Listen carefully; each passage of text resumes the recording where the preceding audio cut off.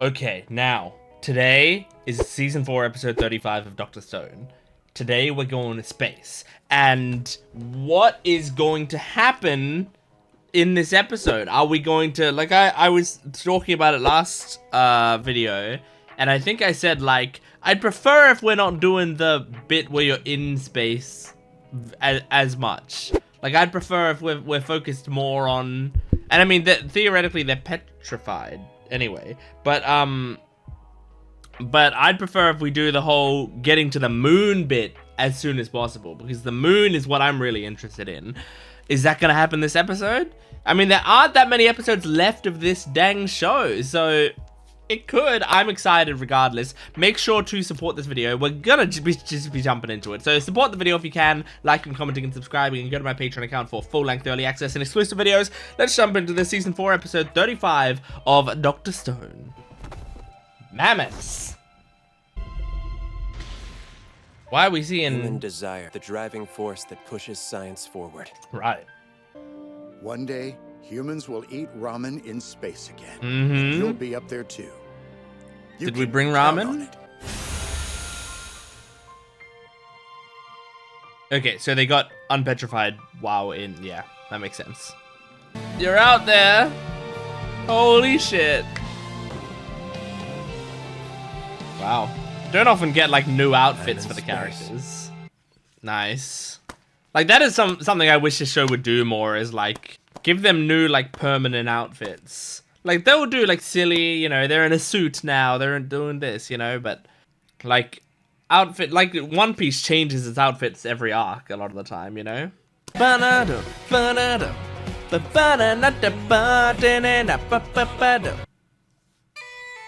Giant step. Why are the others still petrified? We'll need our pilot. The revival watch. Is it damaged?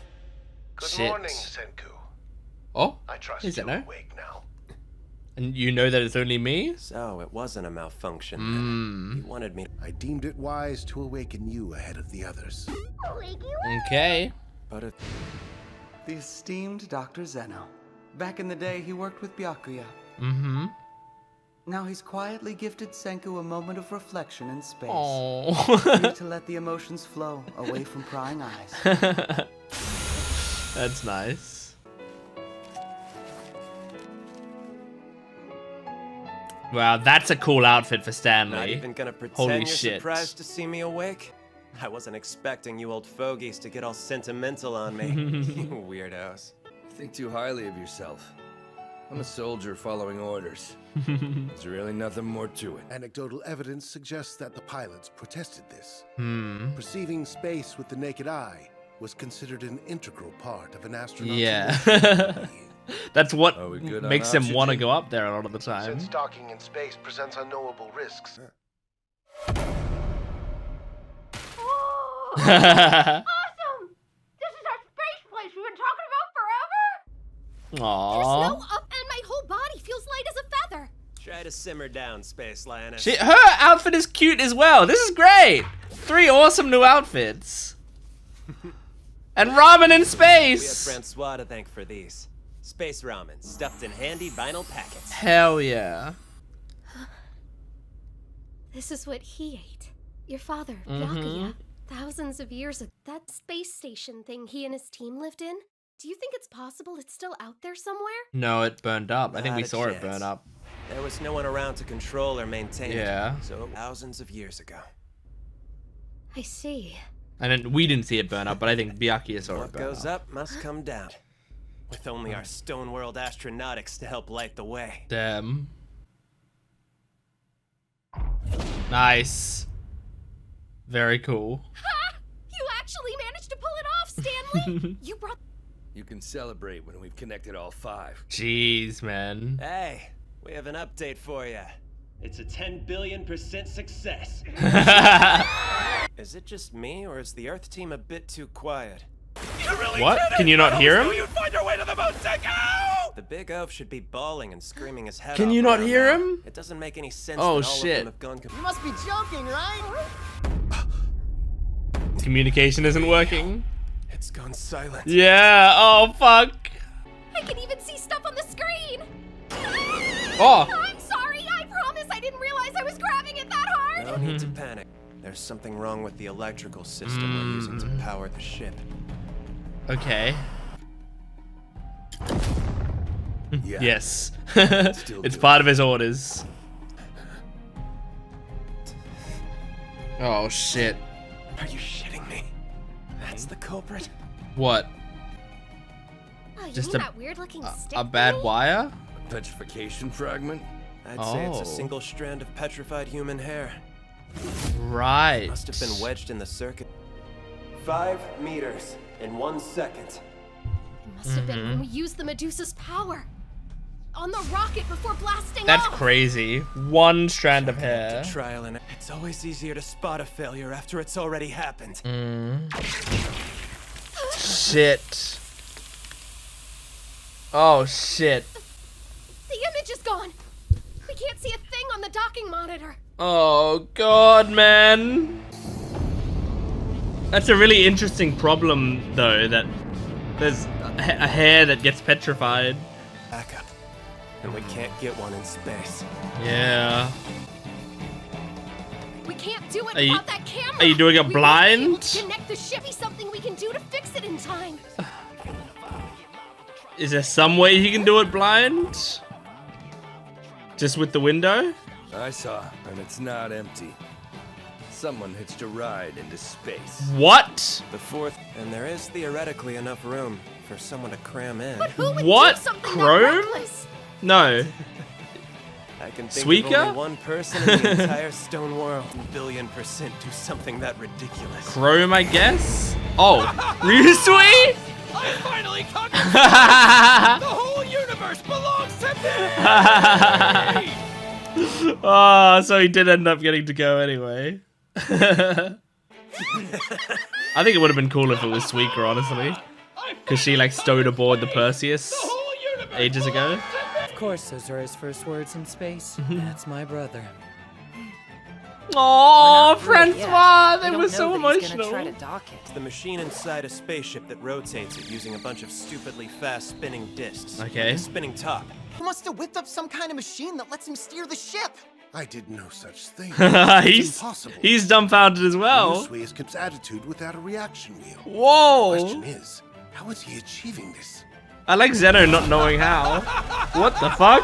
What? Just gotta make it yourself, am I wrong? I became the king of greed's a human reaction wheel! The greediest. It happened. He's gone AZ cray. Damn, man! That's fucking crazy, Ryusui. Awesome. Guess it. No, I'm utterly convinced this wasn't simply a matter of luck. Not in the least. True. Ryusui never relented with his arduous training. That board. It looks like ours, but not broken. Nice, good. That's A replacement. exactly what it is. This replacement panel is perfect. Thank it's hella God. easy to just good work, you guys.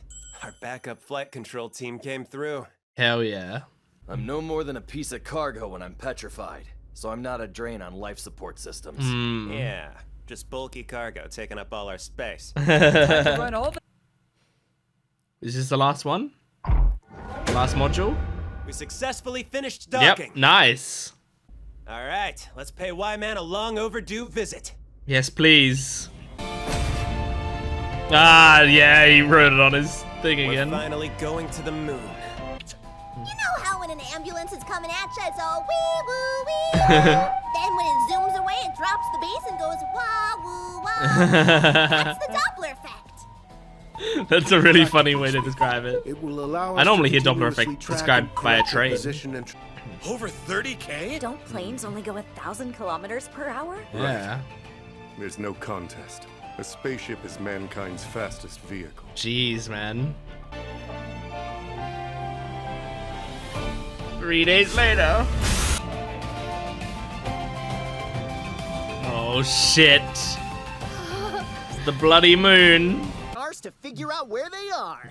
It was Chrome's idea and I helped. Aw. Together. So First cute. invention crafted by exactly as it was on the first Apollo mission. Nice.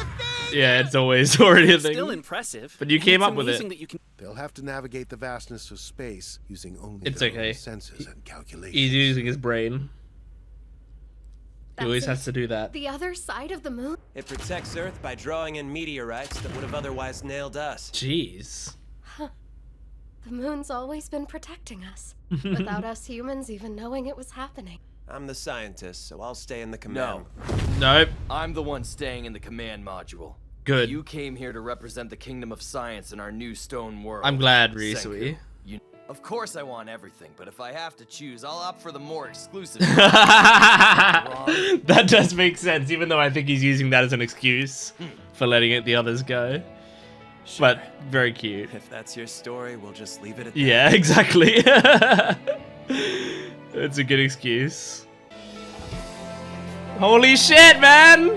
Have you thought of something clever to say for your first step on the moon? No. Oh, This is exhilarating. lightning Get bolt. excited. I just had a flash of inspiration. I know what you should say. One small Maybe step. one small step Yep. for a man, but it's also Holy shit, Taiju, that's really badass! Of course they don't know about it. dang. Sorry about that. Guess that's why it was already in my head.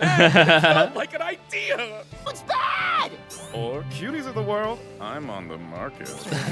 How about achievement unlocked? First moon landing. Okay. Once again, Go ahead, don't keep us in suspense. Did you think of something to say?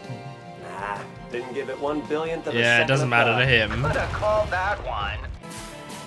That said, Get excited. landing, the fate of all humanity is on the line as we step into our science future. This is We're exhilarating. taking a giant Oh, leap forward. This is exhilarating. there you go. He did say it. Classic. Oh my god, so good. Okay, I had said that I wanted them to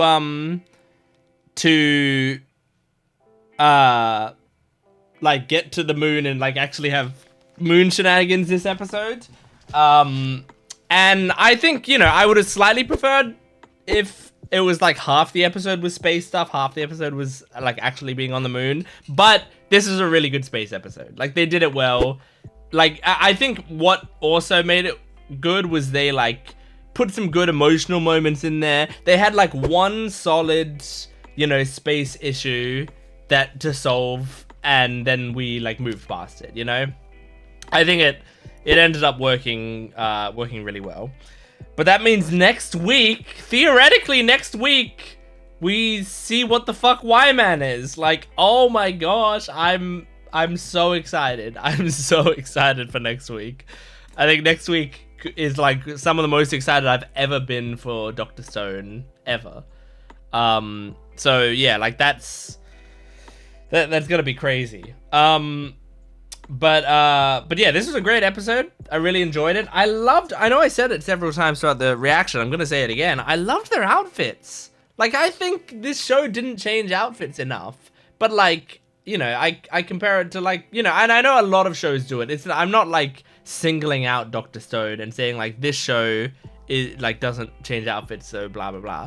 But like, I do think, you know, that Dr. Stone, like, Dr. Stone is a lot about, they like characters having their thing, and so their thing will often be like what they're good at, what their catchphrase is, and then what they look like, right? And those three things are like really, and in Dr. Stone, like they keep those strict, you know? So like Senku, obviously, his thing is science. His catchphrase is, "This is exhilarating, get excited," or 10 billion%, you know, stuff like that. And then his look is the E=mc² long coat thing, right? So like they want to keep those things consistent. You have like Kohaku, her thing is like fighting, being nimble. Her catchphrase is the ha, and her look is that like blue outfit tied together with the rope, the sandals, you know, like they've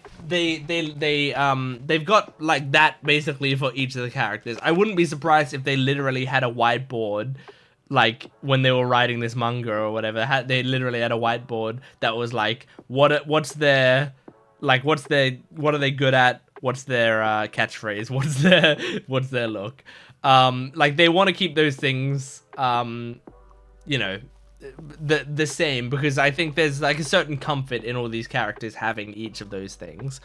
But at the same time, like, I just like when shows show us different senses of a character's fashion. And yeah, it's just something that I love about One Piece is like One Piece will like, you know, if you get a Nami figure from One Piece, like the arc, you can tell what arc it's from by what she's wearing, right? Like Nami has what you know you would consider to be like some iconic Nami looks, but also like a lot of those iconic Nami looks are still like they still are attributed to an arc, kind of, you know? Like I would say Nami's main iconic looks are like her original sort of striped shirt and like short skirt, and I attribute that to really early One Piece, obviously. Like that was like Orange Town One Piece kind of. And I would say like her like bikini top, that look, which I would attribute that to like post time skip, like early post time skip stuff. But she changes that pretty quickly, you know. And then I mean you have like Luffy often has very similar things, but even he has like, you know, like in Drum Island he's got the big warm coat. In Amazon Lily he has the like oddly colored thing because they made the clothes for him. Like in Elbaf right now he's got the like spiky helmet. Like they specifically try to make sure they look unique for each arc, and I love that. I think it's great. So yeah, with this show, I just wish they did that a little more, but they've given it to me at the end, and they've given all four of these characters alternate uniforms that I think look awesome, like really fun. So that's great. I like some of the like little space factoids we got in this episode. Stuff like, you know, they originally were like, there's no need for a window on board, so we're not going to put a window on board. Especially because I imagine like putting a window, you're adding some more inherent risk into the thing. Like you're putting a material that is like less safe, blah blah blah. But then apparently the astronauts pushed back. They said they did say what was it?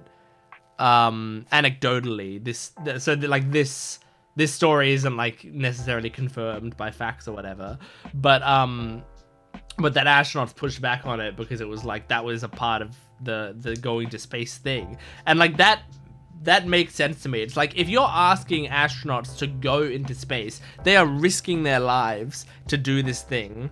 It's incredibly dangerous and scary.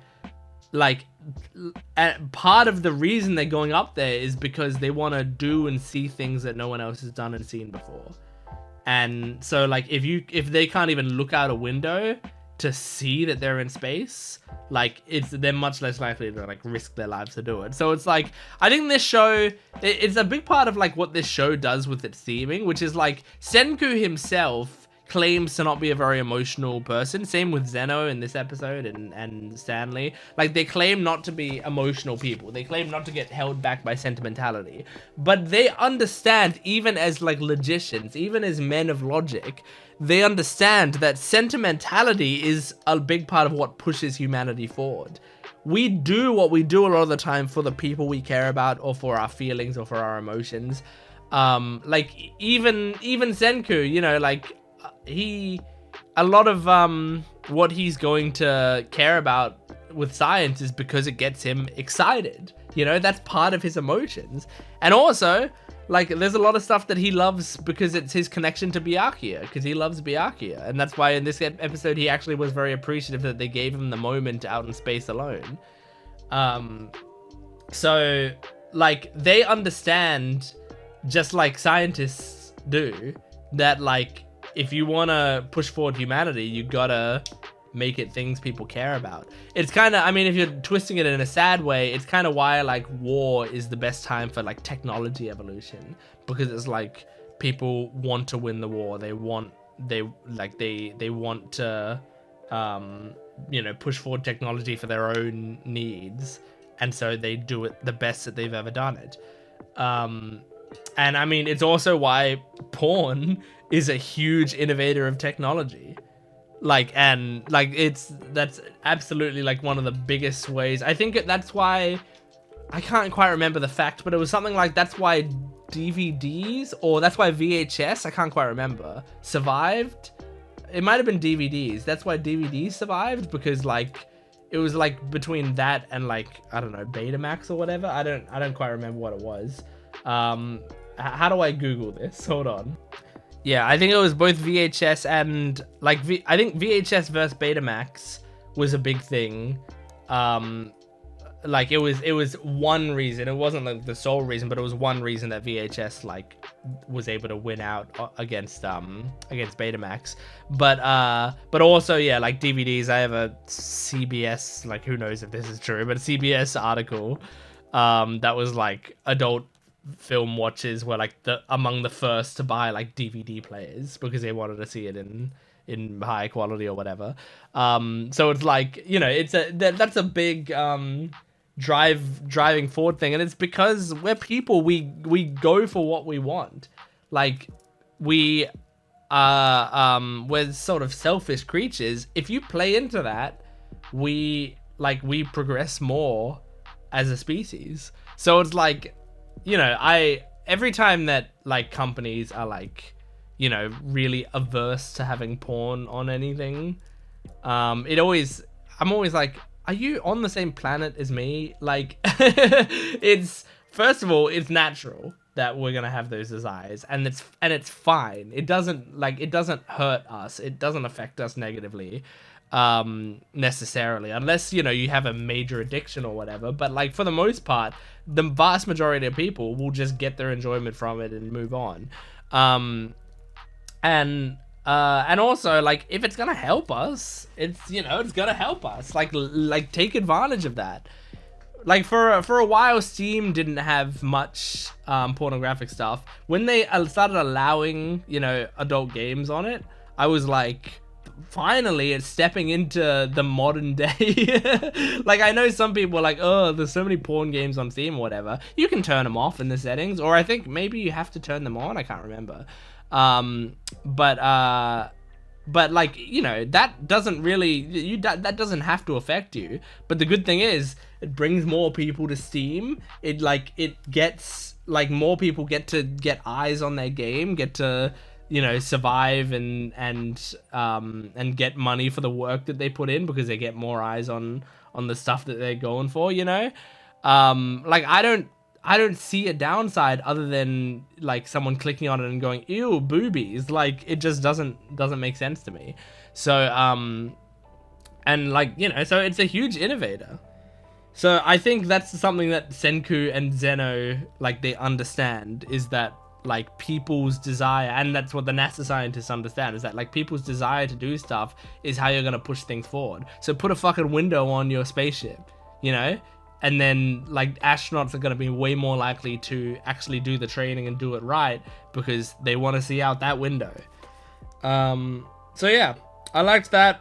Kind of cool, the whole, like, one hair got caught in the thing and got petrified, because that's really interesting, because it's a problem. Like, you can see how they made that problem, because it has literally never happened before, because that's a sci-fi problem rather than like a science problem. That's a problem due to petrification stuff. That can't happen in, like, if I imagine if a single strand of hair gets into that box in a normal mission, it doesn't matter that much. It doesn't affect things too much.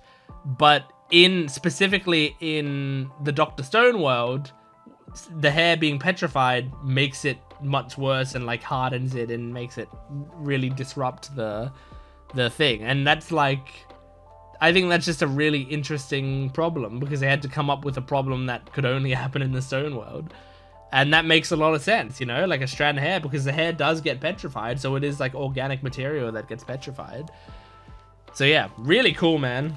Really cool stuff. And then Ryusui got to come, but I also like that he still, again, made a sacrifice. Because I was thinking, like, that's awesome that Ryusui got to come, and I like that he kept at it. But also, it's kind of sad that, like, maybe this takes away from Ryusui's sacrifice.